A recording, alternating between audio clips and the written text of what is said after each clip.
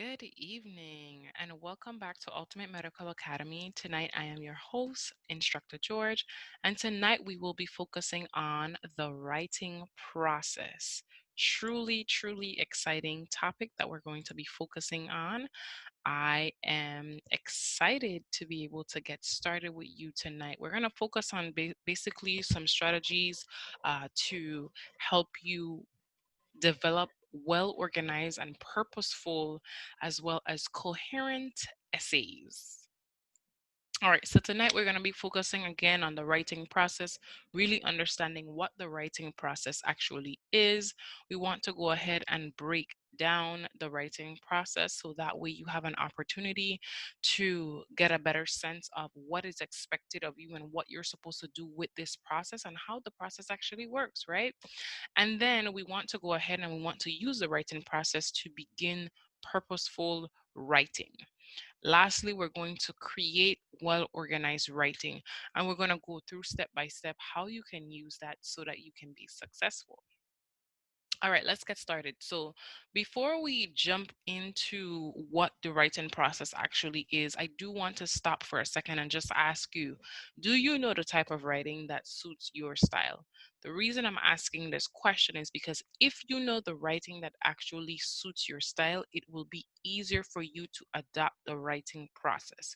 If you have challenges writing or may not know what your writing style is, sometimes you might get confused or you might find it harder to adapt the writing process because you feel like well, I don't know what to do next, or you're expecting the writing process to basically uh give you everything that you need. And so if you have trouble identifying what your writing style is, that is a good homework assignment for you that I want you to take some time to do. For example, for myself, I'm a creative writer. I spend a lot of time writing, especially when it comes to journaling and reflecting. It is something that I enjoy doing. And so as a result, it helps me to basically be creative when I write. Be open to the ideas of how writing can be developed and formed in different ways to suit and engage different audiences.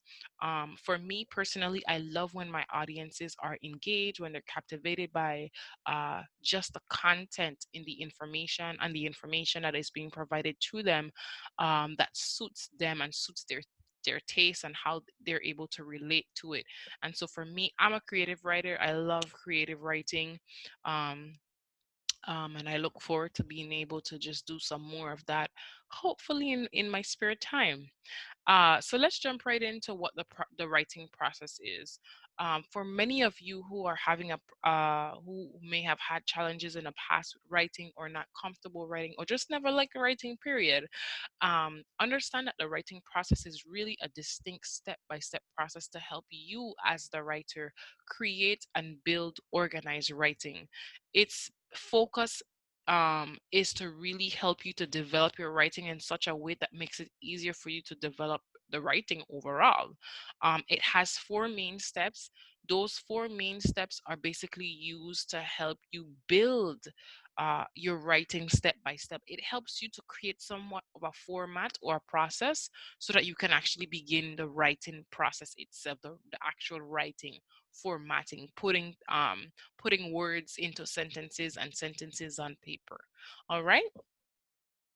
Now, when we look at the writing process, when we look at the writing process, we break it down by breaking it down into four pieces, as I said before. Those four distinct pieces are the pre-writing, the drafting, the revising, and the editing. I'm going to say that one more time.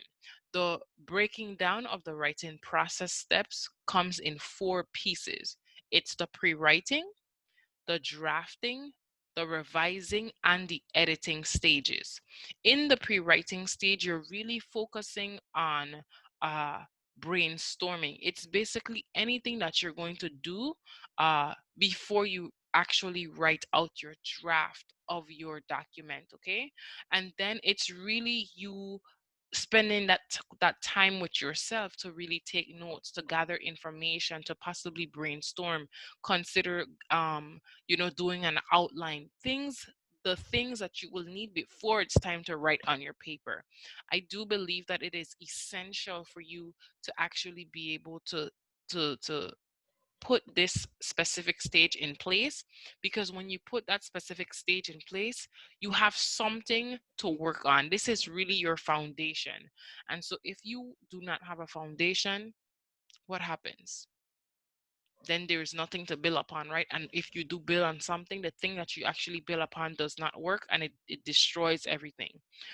So whenever you're thinking about the writing process, understand that the pre-writing stage is your foundation. Once you have your foundation in place, even if you get lost on the way, because your pre-writing is actually in place, you'll have an easier time going back and kind of referring to the pre-writings, things that you have put in place to recall information and to better get a better understanding of what direction you need to go in.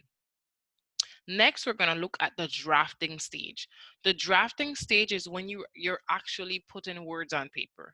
You're actually putting your sentences into paragraphs and you're forming an actual piece of writing. Understand that this is a draft. This is not actually the final cut work. Too many times as writers, when we write, even as just students, when we write something, we have a tendency to be like, okay, well, I did it, so it's done, and the editing is done because I did it. And so that's not really what happens in this stage, because you're finally putting words into sentences and sentences on paper. You sometimes may have to go back and make a few changes. You sometimes may have to go back and look over your work to make sure that there are no errors in there. Well, this drafting portion allows you to make mistakes. This drafting portion allows you to see, what you may want to put in and what you may not want to put in. For now, in this stage, you're really just putting in what you want to put in. You're not going back and thinking through, okay, well, maybe I shouldn't use this, or this doesn't sound good, or really and truly this part is you just getting it on paper. It's after you are finished drafting your first piece of writing that you go back and you revise. I like to caution everyone, revising and editing are two different things. They're not the same thing. While people may think that they are the same thing, they are not the same things. When you revise your work, you're focusing on the content. You're deciding, what should I add? What else is needed? What can I take out? Maybe this is not necessary. This is just fluff information here, and maybe I should take it out and put something more meaningful that will add value to exactly what this specific point is talking about. And that's what you're doing when you're revising. When you start the editing process focus exactly on things like grammar, mechanics, spelling. Whenever you create writing, you always want to make sure that your work is free of grammar and spelling errors. Um, no one is perfect, and I like to share this. No one is perfect, so you know, will there be times that there may have mistakes or a few errors in there? Do we expect it? No. But if it's there, are we like, oh, she made a huge mistake, he made a huge mistake? No, we are not perfect. And so there are some things that you can say, oh, this person made a mistake, but no one is literally sitting there and saying, oh, you no one is basically keeping score of how many errors you made. Now, it is important for you to make sure that there are no errors, because you don't know who's going to be sitting in your audience. All right. There is something that I like to remind myself of. Enthusiasm without knowledge creates uh, a room for hasty mistakes. All right. And so we just have to make sure that when we're writing, as we begin our writing, don't skip steps and don't leave steps out. Always make sure that you're following the writing process steps to a T, so that way you can do yourself a big favor, and do it well, so that way you can, of course, earn the scores that you want to earn, or earn the applause rather, um, in your writing. And so just kind of keep that in mind. Now, as we begin to develop writing, I want us to get started by really starting to think about first what it is that we want to talk about.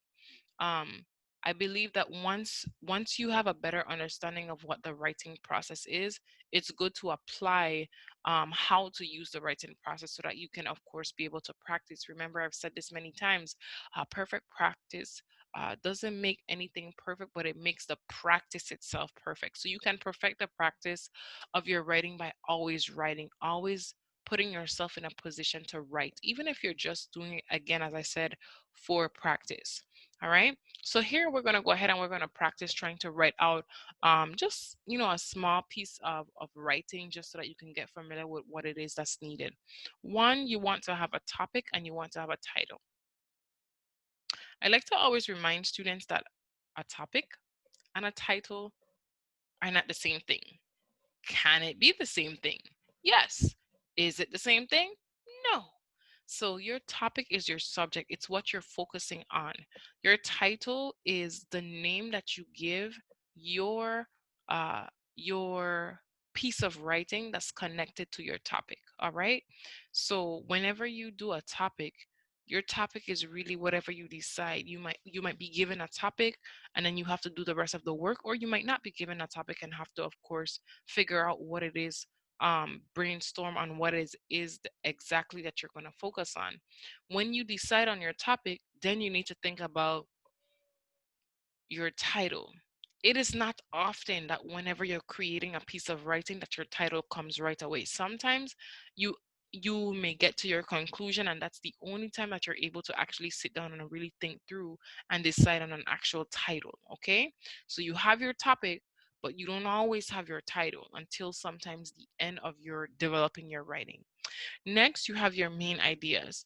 Your main ideas are basically your topic that is broken into three chunks. All right, that's your main idea. Your main idea has one, two, three pieces, and that's basically your topic broken down into three pieces.